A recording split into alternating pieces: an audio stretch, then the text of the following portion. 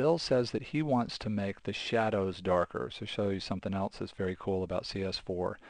I used to have to go here or here to get to my adjustment layers. Now there's a drawer for them, and they're right here. And what's even cooler than that is I've got these icons for all my adjustment layers. As I mouse over them, it tells me what it is, so I can quickly learn what these icons are. And I'm going to do this change using curves. It used to be when I clicked on curves dialog down here or went up here, I got this new box that a lot of times ended up on top of my image. Now when I click there, it's right there in the same drawer, doesn't get in the way. And cool thing number 3 or 4, I'm starting to lose track. If I click right here on the hand, this is a modification in CS4 that makes it a lot more user-friendly like Lightroom. I now can come out and not only sample a point on the curve, you're seeing the sampling point is telling me, okay, that's where those pixels are, Craig. But now I can not only sample here, I can click and pull within the image to make the change. Very cool. Speeds up my workflow. It's just a lot more of an intuitive interface. And so I'm picking those pixels that are in the shadow, and then I'm going to do something that I like to do. When I'm doing this kind of work in curves, I'm going to go right above this point right here, and I'm going to move up. And when I do that, I'm going to preserve the local contrast in those shadows. So if I just pull down on that one point, yes, it is biased towards those pixels, but it's making everything else pretty far around those pixels darker. And by steepening the part of the curve very close to this above it, I preserve the local contrast in that area. And the truth about this image is, if we turn this eyeball on and off to see what we've done, for me, it was a little bit flat overall. What's really interesting is this is making the shadows darker, but it's also making the whole image pop a little bit more.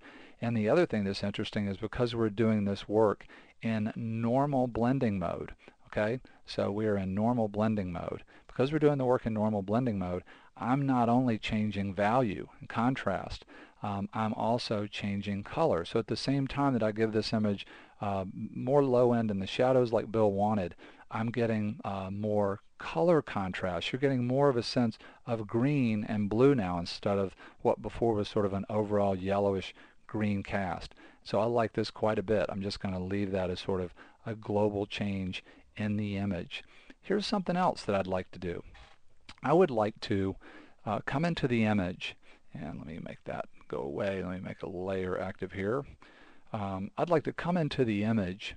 This is such a strong idea, and I don't want it to take over the image. I'd like to ping pong back and forth a little bit. I'd like to come in and make these areas right in here darker to make this whole idea rhyme this idea. So I'll stay with the image maybe a little bit longer, ping pong back and forth. And here's another reason that I want to do that. I want to do it because I want there to be somewhat of a visual stop. You can really start moving pretty fast in this direction. It's real bright over here, and then move out of the frame. So the way I'm going to do that, and I love to do this in terms of retouching, I'm going to do that change by clicking here and adding a pixel bearing layer that is now blank. I'm going to change the blending mode to soft light blending mode, which is going to be a real nice merger of the pixels I'm about to lay down with the layers that are underneath this blank layer. I've got black as a foreground color, which is what I want. I can now go to the brush tool, and I'm going to start at a pretty low opacity. I've used the numbers on the keyboard as a shortcut to change the opacity on the brush to 10%. I'm going to make the brush a little bit bigger, and I want you to see something here. Whenever I'm working on mask and doing subtle retouching like this, I turn the hardness on the brush all the way down. And so back to the brush, I'm going now to click, and where I click, here's what's happening. I am laying down black pixels. You can see them right here that are blending with the rest of the scene. I'm essentially making that area darker. It's happening just like painting. It's additive. It's not like making a curves adjustment or something and then maybe having to refine it with a mask. So I can sit here and click and make this change, and I'm basically just trying to mimic that tree over there on the right.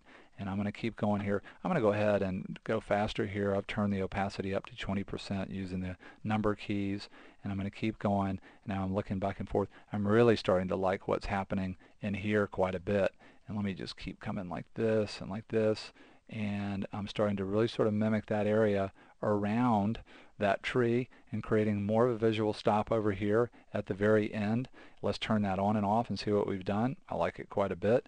I can add a mask to that layer and come in and paint with black on the mask to clean this up a little bit if I want to make it a little bit more definite in terms of where the dark and light pixels are in this on this particular layer.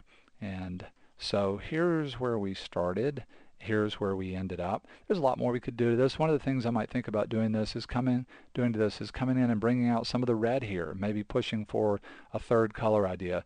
But because we were trying to do so much here today, that's going to be it. I really love this image from Bill. What a beautiful quality of light. What a great use of framing to take advantage of these beautiful lines of shadows, and a great job of creating a really beautiful vanishing point that adds depth to the image. I want to say a big thank you to Bill for sharing his image on the Mindful Eyes Daily Critique, and would love to hear your feedback about this particular daily critique today and whether this worked or not. And if it does, then maybe about once or so a week I'll find an image that doesn't need a whole lot of editing, and we can get in some Photoshop ideas as well. Thanks a lot, everybody. See you tomorrow.